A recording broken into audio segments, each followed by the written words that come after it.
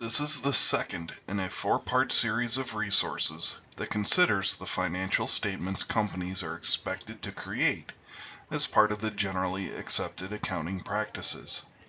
Part 1 provides an overview of the three statements and suggests the reason for creating them. Parts 2, 3, and 4 focus on the individual statements.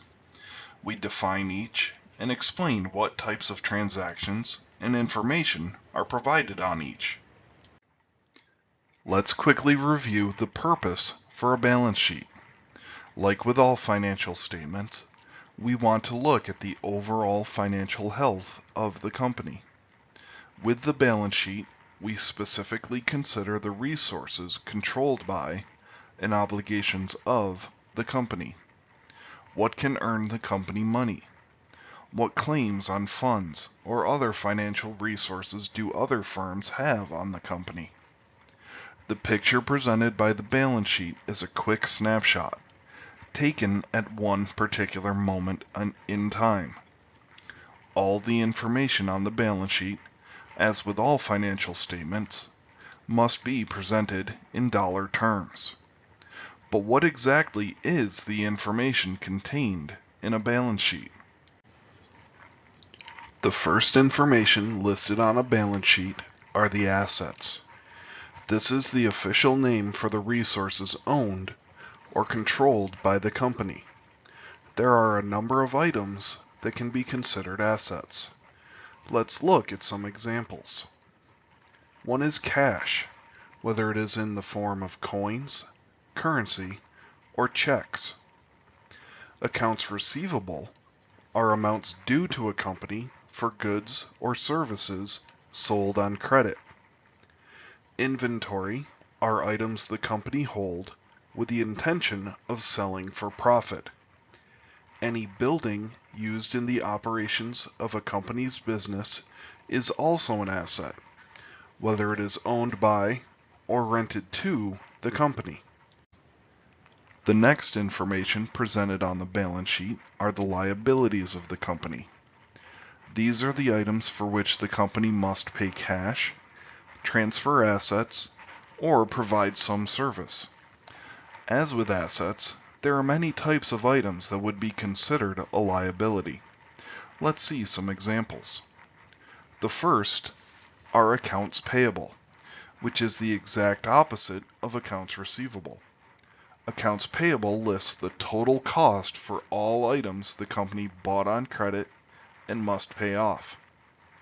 A similar liability is taxes payable, which are corporate income tax or other taxes owed but not yet paid for. Mortgage payable is pretty obvious. It is the amount owed for purchasing a building or other property. An interesting liability is unearned revenue, which is a good or service that has been prepaid but not yet delivered to the customer. Because the company has the funds but not yet provided the good or service, these get listed as a liability. The final bits of information presented by the balance sheet is owner's equity. Basically, it is what is due the owners. Owner's equity are the claims the owners of the company have for the assets of the company that remain after subtracting the liabilities. So owner's equity is the net of all the assets minus the total of the liabilities. The owner's equity may take two forms.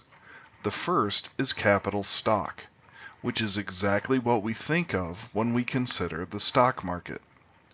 The other form of owner's equity is retained earnings, which is that portion of owner's equity that remains after the cost of all the stock is covered. While all balance sheets present the assets, liabilities, and owner's equity for a company, there are different formats for how that information is presented. The first special format is a classified balance sheet. This does not mean that we need high-level security access to view it. It means the information is broken down according to various classifications. With balance sheets, This means that the information is presented in order of decreasing liquidity. The more liquid an asset, the quicker it can be transformed into cash. The assets listed first are current assets, also called short-term assets. They can become cash in 1 year or less. We see cash, then short-term investments, usually 2 weeks or less, then accounts receivable, then inventory, then finish with prepaid insurance. The example then displays some long-term investments before it displays the long-term assets of plants, property, and equipment. The assets close with intangible assets, which we will discuss in a later resource. The liabilities are also listed as either current liabilities that are expected to be paid in full within a year, or long-term liabilities. Current liabilities include accounts payable, salaries payable, interest payable, taxes payable, and current portion of a note. The long-term liabilities include notes payable, bank loans, mortgages, and deferred income tax. The classified balance sheet finishes with the owner's equity, with stock listed before the retained earnings. It is important to note that the total of the assets is exactly equal to the sum of the liabilities and the owner's equity. Also, as part of the generally accepted accounting practices, companies are expected to prepare and present classified balance sheets annually.